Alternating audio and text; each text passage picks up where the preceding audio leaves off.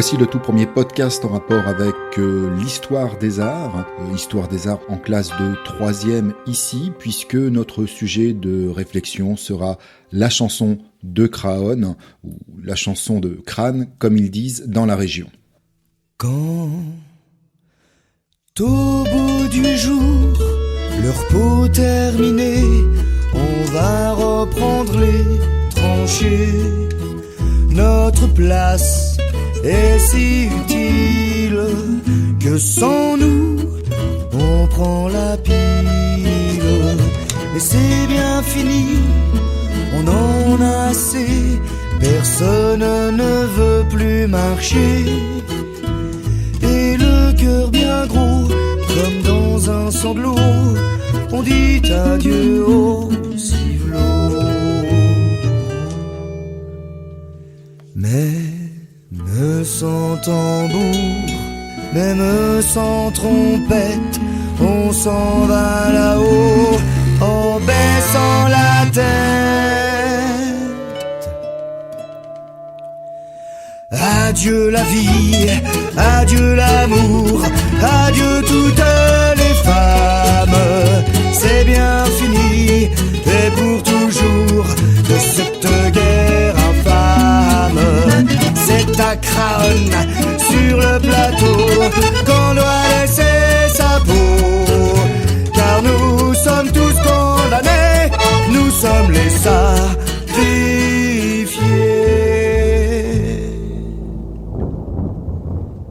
L'extrait que nous venons d'entendre est interprété par le groupe Les Amis de ta femme. Il vient d'un album publié en 2006 intitulé Noir et rouge aussi un peu. Cet extrait date de 2006, mais la chanson de Craonne est bien antérieure, bien entendu. On considère que cette chanson a été composée, que les paroles de cette chanson ont été composées en 1915 et 1917. Alors je dis bien les paroles. Il faut bien dissocier les paroles et la musique. La musique est en fait une musique composée par Jean Sablon avant la Première Guerre mondiale. Elle est extraite d'un titre qui est sorti en 1911 et qui était intitulé Bonsoir Mamour. Et Bonsoir Mamour, c'est une petite chanson aux accents un peu guinguettes et cabaret populaire, une chanson à laquelle les soldats dans les tranchées, petit à petit, vont coller un texte tragique et un texte qui va varier petit à petit au fur et à mesure que le conflit avance. Donc nous avons un texte qui date en fait de la phase de guerre de tranchées de la Première Guerre mondiale, entre 1915 et 1917. C'est la période durant laquelle le front est immobilisé de la mer du Nord à la Suisse. C'est la période durant laquelle les soldats sont enterrés face à l'ennemi et sont confrontés à des conditions de vie absolument terribles. On a une phase qui est marquée par de grandes offensives et le titre de la chanson de Craonne va d'ailleurs varier en fonction de ces grandes offensives. Écoutons maintenant un petit extrait de Bonsoir Mamour, un extrait qui date de 1911.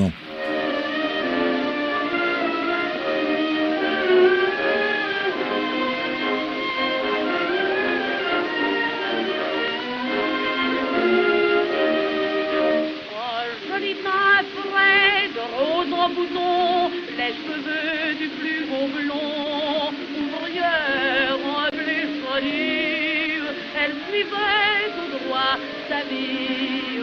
Lorsqu'un jeune homme vint, comme dans un roman, il avait vu en passant, et qui s'efforçant de la rencontrer, s'était mis à l'adorer. Et si un soir que la nuit tombait, avec un sourire, il lui murmurait bonsoir l'amour, bonsoir ma fleur, bonsoir nous deux, mon âme. Oh, toi qui tiens tout mon bonheur dans ton regard de femme, de ta beauté. Bonsoir Mamour n'est rien d'autre qu'une chanson d'amour un peu guinguette, un peu populaire. Et durant la Première Guerre mondiale, entre 1915 et 1917, les soldats vont parodier cette chanson et remplacer le texte par un autre, beaucoup plus tragique, dans lequel ils évoquent les conditions de vie atroces dans les tranchées, le désespoir du soldat et puis l'attente incessante de la relève. Et c'est d'ailleurs dans ce contraste entre, d'un côté, la musique extrêmement légère, joyeuse, et puis de l'autre, le texte extrêmement grave, que réside pour partie l'intérêt musical de cette chanson engagée, hein, même si c'est pas forcément volontaire au départ. On a une espèce de contraste qui permet de faire réagir l'auditeur en essayant de le mettre mal à l'aise. Donc, le texte se fixe entre 1915 et 1917, au plus fort de la Première Guerre mondiale, durant la phase de guerre de position. C'est la phase durant laquelle les soldats s'enterrent dans des tranchées face à l'ennemi. C'est la phase durant laquelle ils ont les conditions de vie les plus abominables. Une phase qui est marquée par quelques grandes batailles, Verdun, le Chemin des Dames, la Somme. Au cours de cette phase, la chanson va petit à petit changer de parole et le titre ainsi que les paroles vont évoluer en fonction des grandes offensives. Au printemps 1915, c'est dans la région d'Artois qu'on a de violents combats, particulièrement autour de Notre-Dame de Lorette, d'où ce premier titre qui est le titre de Chanson de Lorette.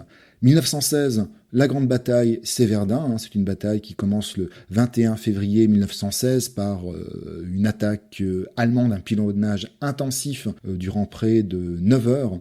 Et Verdun, ça va être la grande bataille qui va mobiliser l'ensemble des énergies, où un grand nombre de soldats sont amenés à combattre. Verdun, c'est à peu près 10 mois de l'année 1916. Et donc, on va trouver à ce moment-là un certain nombre d'allusions dans les paroles à la bataille de Verdun. Dans le refrain de 1934, les paroles sont, entre autres, c'est à Craonne sur le plateau qu'on doit laisser sa peau. Eh bien, en 1916, c'est à Verdun, au fort de Vaux, qu'on a risqué sa peau.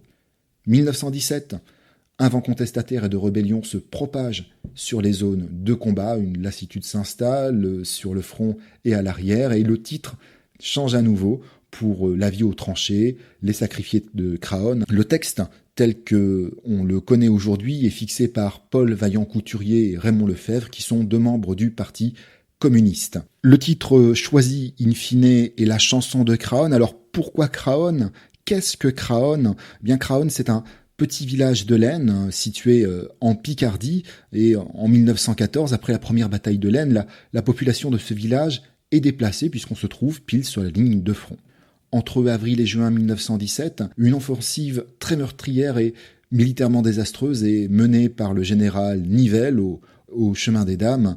Et durant cette offensive, au cours des combats, les soldats devaient monter sur le plateau, comme dans la chanson, qui surplombe Craonne. C'est le fameux plateau de Californie qui est tenu par l'armée allemande. Les conditions de vie durant cette bataille sont véritablement abominables et les pertes extrêmement élevées. Il y a plus de 130 000 hommes qui meurent en l'espace de 10 jours, ce qui pousse les soldats à se mutiner. Craonne, le Chemin des Dames ont laissé une empreinte rouge dans les mémoires.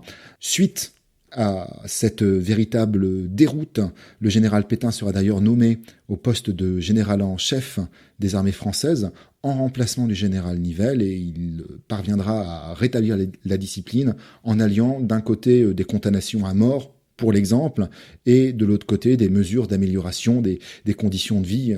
Et ce village de Craonne est un village qui est donc rasé au printemps 1917 par les bombardements massifs. À peu près 5 millions d'obus sont tombés sur le Chemin des Dames entre les 6 et 16 avril 1916. C'est malheureux de voir sur les grands boulevards tous ces gros qui font la foire.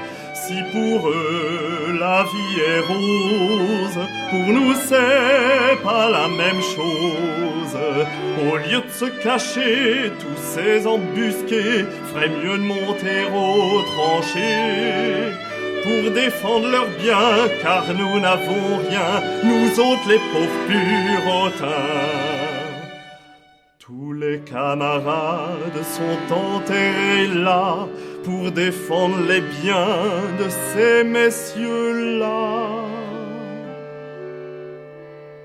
Ceux qu'ont le pognon, ceux-là reviendront, car c'est pour eux qu'on crève. Mais c'est fini, car les troufions vont tous se mettre en grève. Ce sera votre tour, messieurs les gros, de monter sur le plateau. Car si vous voulez faire la guerre, payez-la de votre peau. Lorsque l'on regarde un peu attentivement les paroles de la chanson de Craon, on s'aperçoit qu'il y a 3 principaux thèmes. Le premier thème, c'est bien entendu la vie et la souffrance des soldats. On a ici un texte anonyme qui a été forgé petit à petit par ces fameux poilus.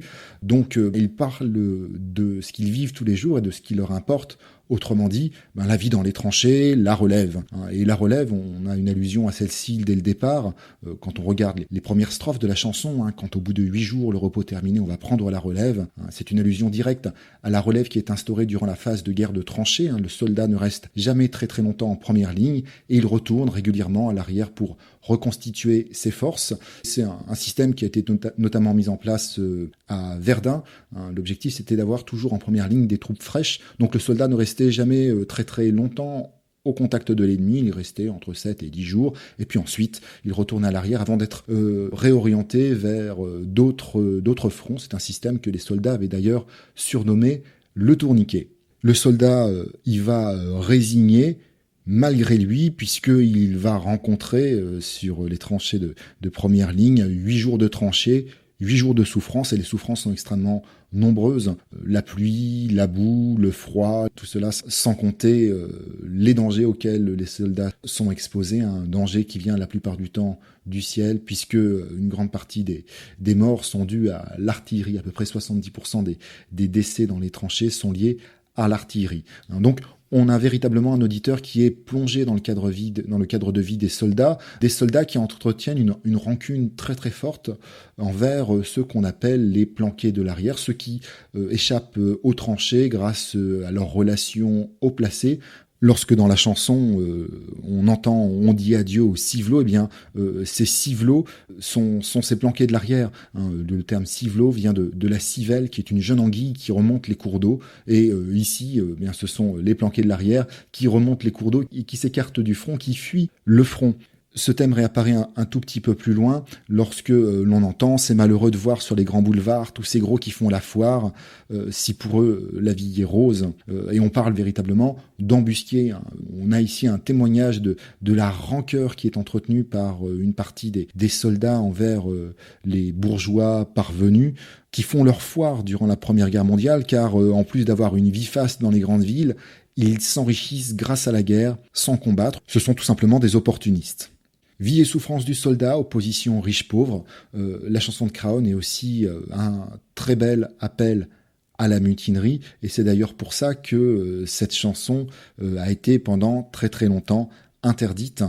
Elle a été interdite de diffusion à peu près jusqu'en 1974, ce qui ne l'a pas empêché de revenir ensuite dans l'actualité. On la retrouve aujourd'hui avec force, alors en rapport avec l'actualité du centenaire de la Première Guerre mondiale, mais elle est aussi très très présente dans les manuels scolaires et même dans toutes les œuvres en rapport avec la Première Guerre mondiale. Alors relevons quelques éléments qui sont une allusion directe à l'appel à la mutinerie.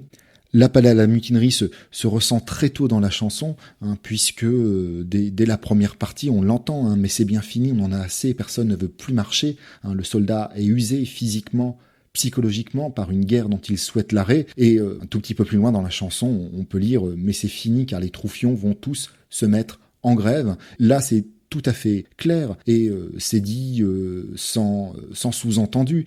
Il est temps d'agir pour se mutiner, et on a ici véritablement une allusion claire à la situation en 1917, à l'usure du soldat qui en a assez. Il en a assez de ce mode de vie, puis il en a assez aussi de ces généraux qui lancent des offensives quoi qu'il en coûte, qui restent sur cette fameuse stratégie attaquer, toujours attaquer, et puis peu importe les pertes. Interdite jusqu'en 1974, cette chanson, je le disais tout à l'heure, a retrouvé une postérité. On la retrouve dans les bandes dessinées de Tardy, et on l'a retrouvée aussi d'une façon très très émouvante dans le film de Jean-Pierre Jeunet, sorti en 2004, Un long dimanche de fiançailles. Il y a dans ce film une séquence extrêmement émouvante d'exécution de soldats, qui entonnent la chanson de Craon, et c'est par cet extrait que nous terminerons ce podcast. Camarades, avant de mourir, j'ai une dernière volonté. Je voudrais me pisser debout, comme un homme. Après, allez-y, camarades, C'est la volonté. Adieu la vie, adieu l'amour, adieu toutes les femmes. C'est bien fini, c'est pour toujours de cette guerre infâme. C'est un crâne sur le plateau qu'on va laisser ta peau. Car nous sommes tous condamnés, nous sommes les sacrifiés.